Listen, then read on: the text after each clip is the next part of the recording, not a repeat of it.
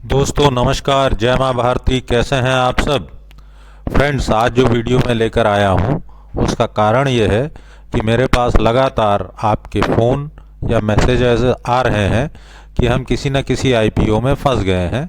जब हमने इसको ख़रीदा था तब ये बहुत ऊंचे भाव पर था और अब ये बहुत नीचे गिर गया है। क्या करें, इसे एवरेज आउट करें, इससे हम बाहर निकल जाएं, या हम इसको छोड़ दें और हम इसका वेट करें। इस तरीके के बहुत सारे क्वेरीज मेरे पास आती रहती हैं। एग्जाम्पल के लिए आपने खुद देखा होगा कि पेटीएम का आईपीओ जब लॉन्च हुआ था तो it was much hyped, but अब ये इतना गिर चुका है कि लोगों को समझ में नहीं आ रहा क्या करें। So wherever we are stuck in IPO, हमें क्या करना चाहिए, कैसे डिसीजन लेना चाहिए, आज का वीडियो उसी को डेडिकेटेड है। जिन जिन लोगों के भी आईपीओज लेने के बाद उनके स्टॉक बहुत गिर गए हैं और वो फंस गए हैं, उनके लिए ये वीडियो बहुत ज़्यादा सुटेबल है। आप इसको ध्यान से सुने, जिससे आपको ये समझ में आएगा कि ऐसे आईपीओ के केस में हमें कब और क्या करना है। So friends, let's begin the story of N IPO. दोस्तों, मैं चंद्रकांत गुप्ता SalaryTrade.com से आप सभी लोगों का स्वागत करता हूं मेरे इस वीडियो में। और आज मेरी कोशिश ये रहेगी कि आपको एक क्लियर कट इंडिकेशन दे सकूं कि आईपीओ में जहां जहां भी आप स्टक हैं आपको कब, कैसे और क्या डिसीजन लेना चाहिए। फ्रेंड्स, फ्रैंकली स्पीकिंग, मैं खुद आईपीओज में बहुत ज़्यादा इंटरेस्टेड नहीं रहता हूं, क्योंकि अच्छे आईपीओ बहुत मुश्किल से मिलते हैं और बहुत कम क्वांटिटी में मिलते हैं। मैं अपने ज़रूरत की क्वांटिटी मार्केट से उठा नहीं पाता, या जो आईपीओ अच्छे नहीं रहते हैं वो मिल जाते हैं और हम उसमें फंस जाते हैं। इसलिए आईपीओज को सब्सक्राइब करने से पहले उस कंपनी की सारे फंडामेंटल्स और फाइनेंशियल सिचुएशन को जान लेना बहुत ज़रूरी होता है। लेकिन क्योंकि ये आईपीओ होता है और इसका कोई भी रिकॉर्ड इंटरनेट पे या कहीं पर अवेलेबल क्लियर कट नहीं होता है, इसलिए generally I avoid in IPOs. लेकिन इन आईपीओज में जहां अच्छी अपॉर्चुनिटी मिलती है मैं वहां पर इन्वेस्ट करके अच्छे पैसे बनाने की कोशिश करता हूं। आज मैं आपको बताऊंगा कि आईपीओज में कब अच्छी अपॉर्चुनिटी बन रही है और कब हमें इसे एवरेज करना चाहिए या इसे निकाल देना चाहिए। ये सारी कंडीशंस को मैं आपको दिखाऊंगा, एक एग्जाम्पल लूंगा, आप उसके हिसाब से अपने इन्वेस्टमेंट का खुद डिसीजन ले सकते हैं। Friends, this is the disclaimer that this video is only for education and motivation purpose. Take your own decisions by yourself and be responsible for that. Friends, मैं यहाँ पर जिस आईपीओ की स्टोरी आपको सुनाना चाह रहा हूँ, बताना चाह रहा हूँ, वो आईपीओ पेटीएम का नहीं है, वो है FSN ई-कॉमर्स वेंचर्स लिमिटेड। ये कंपनी पेटीएम जैसी ही ऑनलाइन रिटेल की कंपनी है, जिसका मार्केट कैप 47,000 करोड़ का है।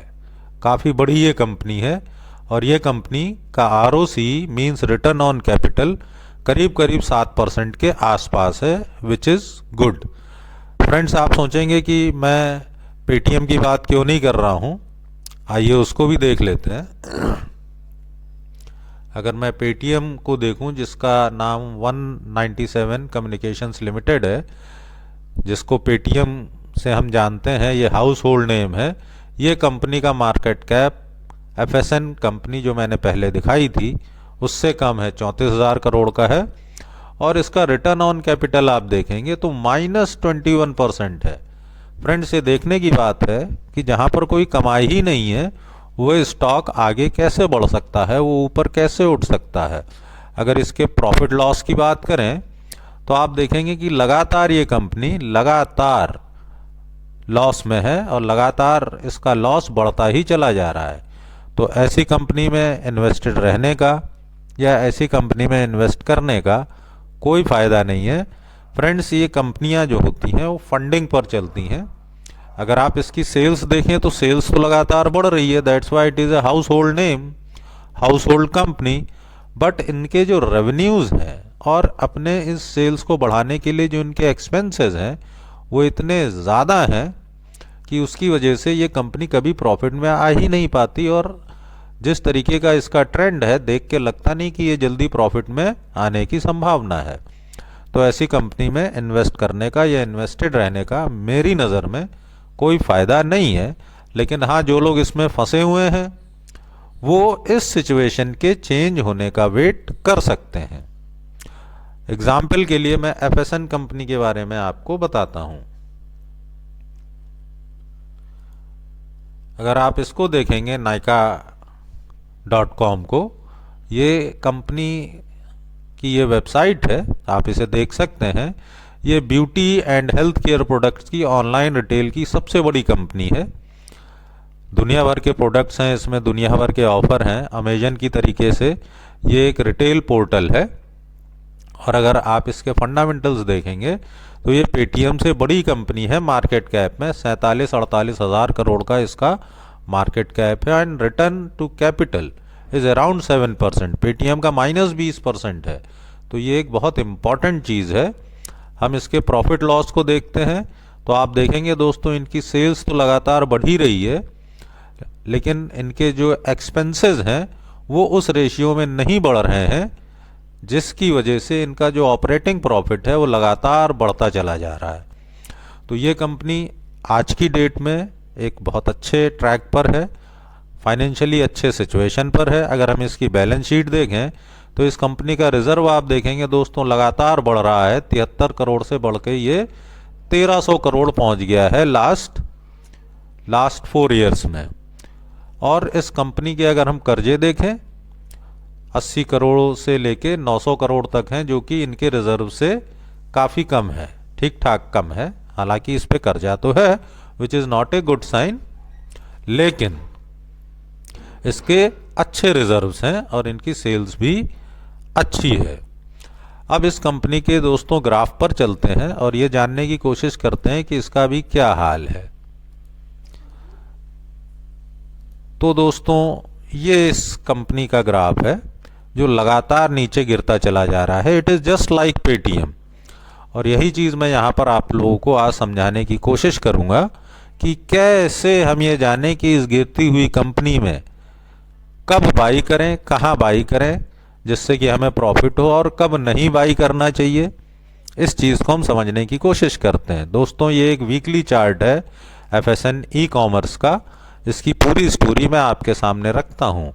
इस कैंडल पे करीब 8 नवंबर 2021 को ये कंपनी का आईपीओ आया हुआ था और आने के बाद उस हफ्ते इसमें भयंकर तेजी देखी गई। उसके बाद आप ये एक रेड कैंडल देख रहे होंगे। I am telling you the whole story so that you can relate your IPOs with this and you can understand whether it is to be hold or whether it is to be averaged out and where is to be averaged out.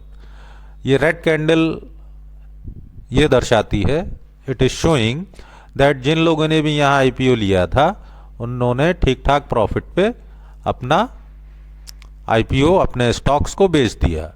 उसके बाद again जब यहाँ पर price थोड़ा settle हो गया तो लोगों को लगा कि अब ये प्राइस ऊपर जाएगा और लोगों ने अपनी बाइंग शुरू कर दी। और यही वो प्लेस थी जहाँ पर बिग इंस्टीट्यूशन ने, जिन्होंने ये आईपीओ लॉन्च किया था और बड़ी अपनी होल्डिंग्स इसमें बनाई थी, उन्होंने लगातार सेलिंग शुरू कर दी। ये आईपीओ का बाई प्राइस था। इस प्राइस से जैसे ही नीचे आया लोगों ने एवरेज करके इसको वहाँ तक वापस पहुँचा दिया और लोगों ने अपने सारे स्टॉप लॉस बाई प्राइस के थोड़े से नीचे रख दिए, जनरली जो टेंडेंसी रहती है। बट बिग इंस्टीट्यूशन ने क्या किया, एक बड़ी सी ये रेड कैंडल बनाई, यू कैन सी फ्रेंड्स, और सभी के स्टॉप लॉस ट्रिगर हो गए। जब लोगों के स्टॉप लॉस मतलब सेल ऑर्डर, अगर जिन लोगों ने यहाँ बाई किया उनके स्टॉप लॉस सेल ऑर्डर है, बिग इंस्टीट्यूशन ने एक नीचे का झटका दिया और सारे सेल ऑर्डर ट्रिगर्ड हो गए और एक बहुत बड़ा सेलिंग प्रेशर आ गया। आप इसे देख सकते हैं। अब आगे अगर हम देखें तो ये ग्रीन कैंडल बनी है बिकॉज जिन रिटेल्स ने यहाँ पे स्टॉप लॉस नहीं लगाया था उन्होंने सोचा अब हम क्या करें, तो उन्होंने इसको एवरेज करना शुरू कर दिया, जो हमारी जनरल टेंडेंसी रहती है, which is a wrong decision. Still जब हम कंपनी के फंडामेंटल्स और फाइनेंशियल्स को नहीं जानते हैं, जस्ट प्राइस नीचे चला गया तो हमने यहाँ पर एवरेज आउट करना शुरू किया। And see what big institution have done, they have taken a continuous major selling. इतनी बड़ी सेलिंग 3 हफ्तों तक लगातार कोई बड़ा इंस्टीट्यूशन ही कर सकता है। और जब यहाँ प्राइस रॉक बॉटम पे गिर गए, तब सेम ये जो यहाँ पे बिग इंस्टीट्यूशंस हैं, सेम बिग इंस्टीट्यूशंस, उसका नाम कुछ और हो सकता है, उसी ने बाइंग शुरू कर दी। और जो लोग इस स्टॉक में फंस गए थे, इस अप ट्रेंड को देखकर उन्होंने भी बाइंग शुरू कर दी। अगेन जब ये प्राइस यहाँ पर पहुँचा, जहाँ से ये ब्रेकडाउन हुआ था, वहाँ से अगेन सेलिंग प्रेशर आ गया। ऐसा होता क्यों है दोस्तों, इस चीज़ को आप समझ लेना। जब भी कभी ग्राफ में आप इस तरीके का एक वी स्ट्रक्चर देखो, इसको साइक्लिक ट्रेड कहते हैं। होता क्या है फ्रेंड्स, कि जितने भी ये बिग प्लेयर्स होते हैं, ये आपस में कार्टेल बना के चलते हैं। एक बिग प्लेयर बहुत तेज़ी से प्राइस को नीचे ले जाता है और सेटिंग के हिसाब से अगला जो बिग प्लेयर होता है वो इस लोअर लेवल पे बाई कर लेता है और वो एक बाइंग प्रेशर देता है, जिसके बाद रिटेल पब्लिक भी इसमें बाई करने लगती है। और अगेन जब उस लेवल पर वो पहुंचता है जहां पर उसने पहले सेलिंग की थी, उसी लेवल पर आकर अगेन वो सेल कर देता है और उसी लेवल पर ले आता है जहां से उसने अपनी बाइंग शुरू की थी। इस तरीके से बिग इंस्टीट्यूशंस तो बहुत सारा पैसा कमा लेते हैं, लेकिन इसमें रिटेल ट्रेडर फंस जाता है। और अगेन आप देखो, जब प्राइस इस लेवल तक आया, तो क्योंकि प्राइस यहाँ से पहले ऊपर उठा था, तो रिटेलर्स की जनरल थिंकिंग रहती है कि यहाँ से एक बाइंग प्रेशर आएगा और ये प्रेशर इस प्राइस को यहाँ तक कहीं ले जाएगा। और तब जो लोग यहाँ के फंसे हुए हैं या जो नए प्लेयर्स जो जुड़ गए हैं, वो यहाँ पर प्रॉफिट लेंगे। बट जो बिग इंस्टीट्यूशंस हैं, वो जानते हैं कि यहाँ पर रिटेल एंट्री ले रहा है। रिटेल्स ने सोचा जैसे यहाँ बिग प्लेयर ने एंट्री ली है, वैसे ही यहाँ पर भी वो एंट्री लेंगे, लेकिन वो ऐसा नहीं करता, क्योंकि उन्होंने तो अपने सारे स्टॉक यहाँ पे बेच ही दिए, सारा प्रॉफिट ले लिया है। और उसके बाद ये रिटेल्स यहाँ पे फंस गए, प्राइस ऐसे नहीं जाता है। ऐसे फंसने के बाद रिटेल्स काफ़ी समय तक, कुछ हफ्तों बाद, इसको ये समझ के छोड़ देते हैं कि ठीक है, कुछ ना कुछ समय बाद ये ऊपर की तरफ जाएगा। लेकिन फाइनली क्या होता है, जो बिग प्लेयर होते हैं वो एक इसको तेज डाउनफॉल दिखाते हैं। जिन लोगों ने भी यहाँ पर खरीदे होते हैं वो फंस जाते हैं, या जिन लोगों ने इसके नीचे स्टॉप लॉस यहाँ कहीं लगाया होता है, उन सब के स्टॉप लॉस ट्रिगर हो जाते हैं और ये प्राइस धड़ल्ले से नीचे आ जाता है। यहाँ पर आप देखोगे फ्रेंड्स कि यहाँ पर इस सबके स्टॉप लॉस तोड़ने के बाद ये ठीक वैसी सिचुएशन है जैसा यहाँ पर हुआ था। सिमिलर वे में जो यहाँ पर हुआ था, सेम यहाँ पे सभी के स्टॉप लॉस तोड़ने के बाद सभी से रॉक बॉटम में बिग इंस्टीट्यूशंस ने बाइंग कर ली। ये प्राइस अगेन ऊपर जाने लगा।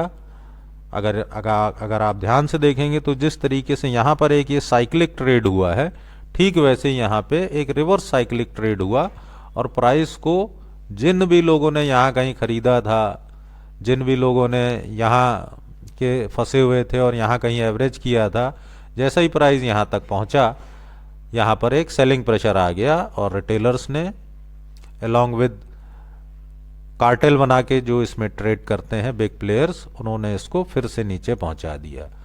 अब आज की सिचुएशन में ये प्राइस जो कि लिस्ट हुआ था करीब 350-340 रुपए के रेट पे, 168 रुपए के रेट पर चल रहा है और ये इसका सही बाइंग लेवल है।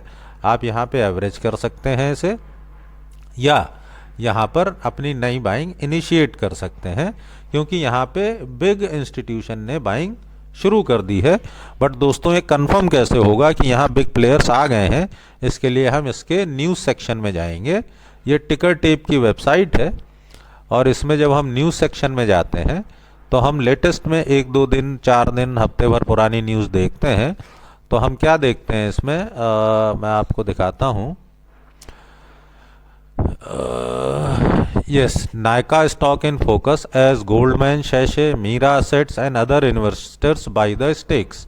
जो बड़े बड़े प्लेयर्स हैं, गोल्डमैन सैच दुनिया की सबसे बड़ी इन्वेस्टिंग कंपनी है, इन लोगों ने इसमें स्टेक ले लिया है। ये 2 दिन पुरानी ही, जस्ट 2 दिन लेटेस्ट न्यूज़ है।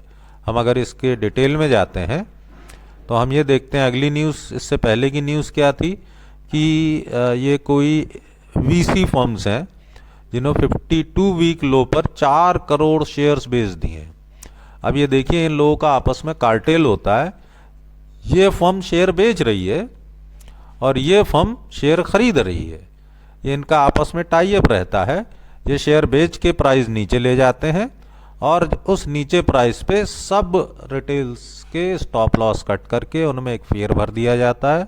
वो अपने स्टॉक बेचने लगते हैं और ये बड़े प्लेयर्स उनको ग्रैब कर लेते हैं। बड़े प्लेयर्स की यहाँ एंट्री शुरू हो गई है। इस न्यूज़ को थोड़ा डिटेल में देख लेते हैं। ये डिटेल न्यूज़ है इसकी। अगर आप इसकी न्यूज़ की डिटेल में जाएंगे तो आप देखेंगे कि 15 दिसंबर को बल्क न्यूज़ हुई थी, बल्क डील हुई थी। एक मिनट में इसे हटा देता हूँ, यस, जिसमें according to BSE block deal details, Goldman Sachs, Mirae Asset mutual fund, ICICI Prudential Life Insurance and Canada Pension Plan have bought stake in FSN e commerce ventures. तो आपने देखा फ्रेंड्स, ये कनाडा पेंशन प्लान और न जाने कहाँ कहाँ के एफडीआई, एफआईआई इस स्टॉक को अब खरीद रहे हैं। तो फ्रेंड्स, मेरे ख्याल से आपको ये समझ में आ गया होगा कि इस प्राइस को ज़बरदस्ती गिराया गया है किसी एक बड़े प्लेयर के द्वारा, जिससे कि बड़े प्लेयर्स लोअर लेवल पे प्राइस को ग्रैब कर सकें। तो फ्रेंड्स, उम्मीद करता हूँ आपको समझ में आया होगा कि किस प्रकार से रिटेल ट्रेडर्स को, जो बड़ी उम्मीद से अपना मेहनत की गाड़ी कमाई का पैसा आईपीओज में लगाते हैं, उनके पैसे को किस प्रकार ये कार्टेल्स, ये साइक्लिक ट्रेड कर करके, आपस में टाई अप कर करके रिटेल्स का पैसा लूटते हैं। और जब एक्चुअल में इन्वेस्टमेंट का समय आता है तब तक रिटेल इतना डर चुका होता है कि वो उस कंपनी से और उसके शेयर से तौबा कर लेता है। तो यहाँ पर बिग प्लेयर्स बाई कर रहे हैं।